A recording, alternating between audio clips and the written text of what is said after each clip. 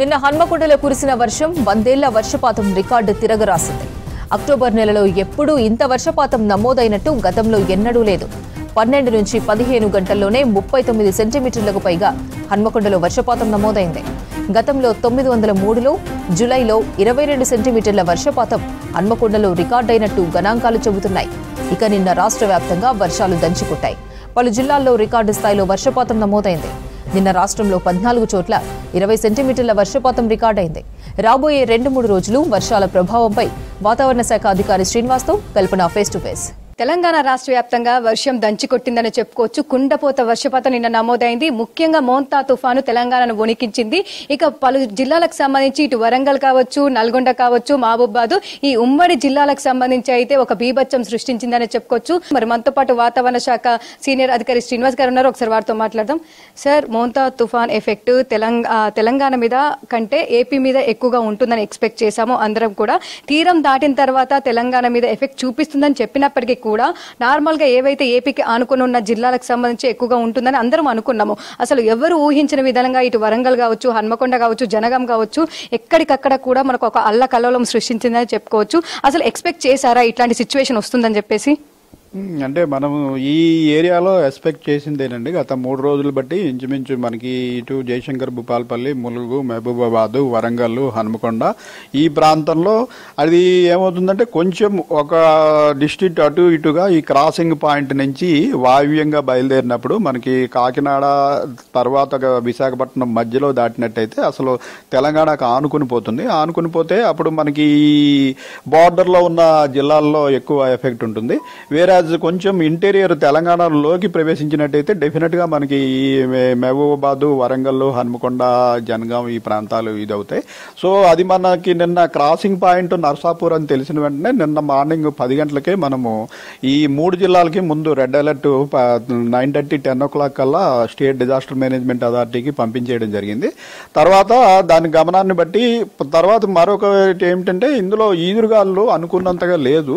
ఈదురుగాలు ఉన్నట్టయితే కొంచెం ఇంత వర్షపాతం ఉండేది కాదు. ఈదురుగాల వేగం తక్కువగా ఉండి సిస్టమ్ కూడా చాలా స్లోగా మూవ్ అయినందున ఇది గ్రాడ్యువల్ గా నార్త్ కి మూవ్ అవ్వకుండా చాలా సేపు స్టాగ్నెంట్ గా మనకి ఈ హన్మకొండ, వరంగల్, జనగాం ఈ ప్రాంతంలో ఇంచుమించు 4-5 గంటలు స్టాగ్నెంట్ గా ఉండిపోయింది. స్టాగ్నెంట్ గా ఉండటం వల్ల ఆ ప్రాంతంలో మనకి విస్తృతంగా మామూలుగా ఎక్స్ట్రీమ్లీ హెవీ రెయిన్ఫాల్ అత్యధిక వర్షపాతం నమోదైనప్పటికీ ప్రతి జిల్లాలో 1 చోట 2 చోట్ల నమోదవుతాయి.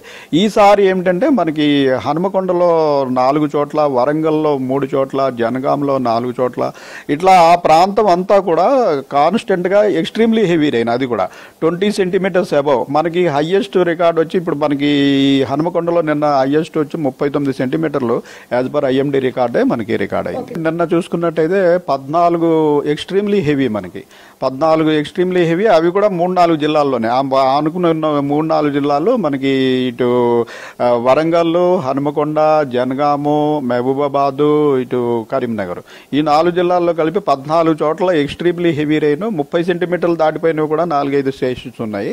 20 సెంటీమీటర్లు దాటి 14 స్టేషన్లోను, అలాగే 12 నుంచి 19 సెంటీమీటర్ల వరకు ఒక 30 స్టేషన్లోను, అలాగే హెవీ రెయిన్ఫాల్ మనకి 7 నుంచి 12 సెంటీమీటర్ల వరకు 46 స్టేషన్లోను.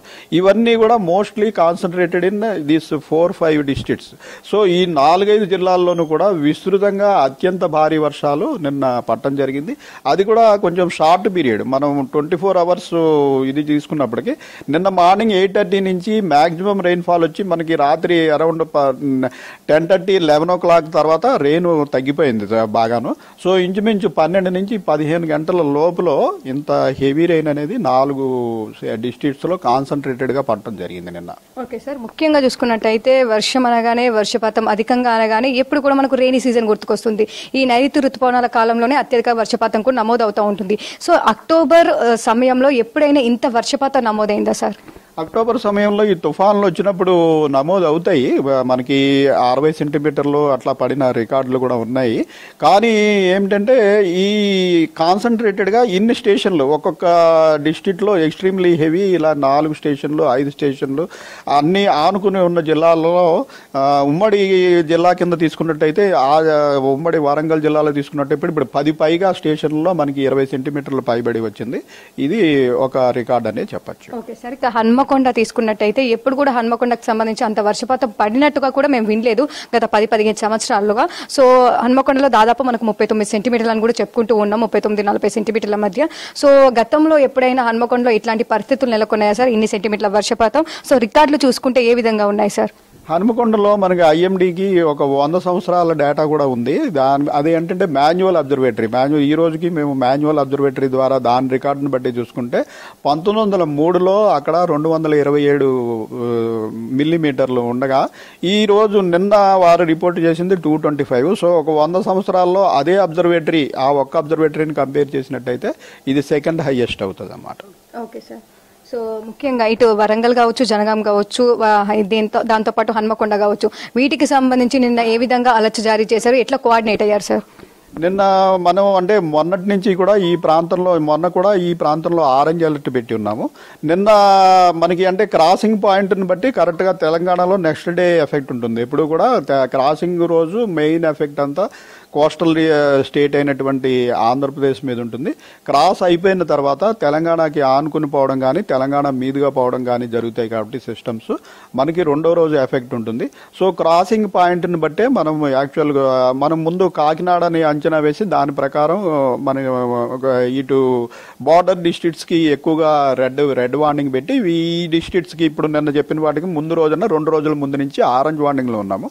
అయితే నిన్న క్రాసింగ్ పాయింట్ కొంచెం ఒక 150-200 కిలోమీటర్స్ కిందకి దిగినందున అది తెలంగాణ మీదుగా వస్తుంది కాబట్టి నిన్న మార్నింగ్ నుంచి కూడా ఈ 3 డిస్ట్రిక్ట్లకి ముందు అరౌండ్ 9:30కే మనము రెడ్ వార్నింగ్ పెట్టి డిజాస్టర్ మేనేజ్మెంట్ అథారిటీకి పంపించడం జరిగింది.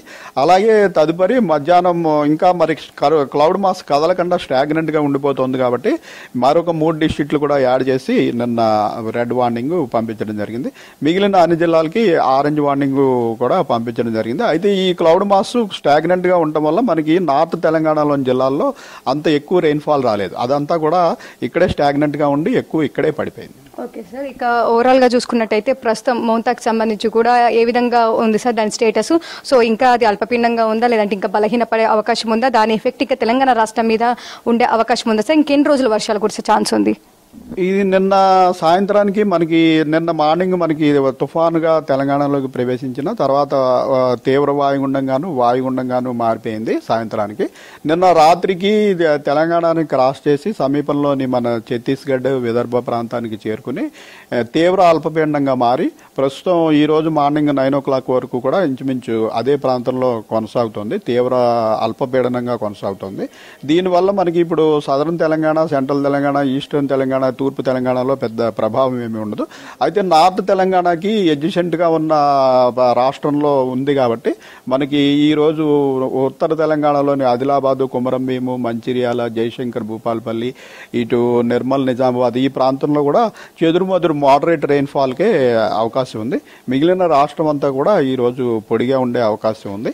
అయితే మనకి బాగా మాయిశ్చర్ ఈ రెయిన్ వల్ల ఉంది కాబట్టి మనకి ఈ రోజు క్లౌడ్ పెద్దగా లేక టెంపరేచర్స్ పెరిగినట్టయితే సాయంత్రం ఎక్కడైనా కొద్దిపాటి ఈ జల్లులు క్యుములోనింబస్ మేఘాల వల్ల అక్కడక్కడ పడే అవకాశం ఉంది తప్పించి నార్మల్గా అయితే రెయిన్ఫాల్ ఓన్లీ నార్త్ తెలంగాణలో తప్పించి మిగిలిన ప్రాంతంలో ఉండడానికి అవకాశం లేదు.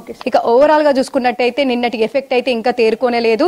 దాదాపు ఇక మళ్ళీ వర్షాలకు సంబంధించి అయితే పెద్దగానైతే ఉండబోవని చెప్తా ఉన్నారు. ఒక ఉత్తర తెలంగాణ జిల్లాల్లో మాత్రం మనకు ఒక 2-3 జిల్లాల్లో అక్కడక్కడ తేలికపాటి నుంచి మోస్తారు వర్షాలు అయితే కురిసే అవకాశం ఉంది. ఇక మిగిలిన అన్ని జిల్లాల్లో మాత్రం మనకు వర్షపాతం అయితే పెద్దగా ఉండబోదని చెప్పేసి రాబోయే 2 వారాల వరకు కూడా ఎలాంటి సినాప్టిక్ కండిషన్స్ అయితే తెలంగాణ దగ్గరలో లేకపోవడంతో చలి తీవ్రత కూడా పెరిగే అవకాశం ఉందని చెప్తున్న పరిస్థితులు ఉన్నాయి. ఇవి వేదికకి సంబంధించిన అప్డేట్స్. కెమెరా పర్సన్ శ్రీకాంత్ తో కల్పన, V6 న్యూస్, హైదరాబాద్.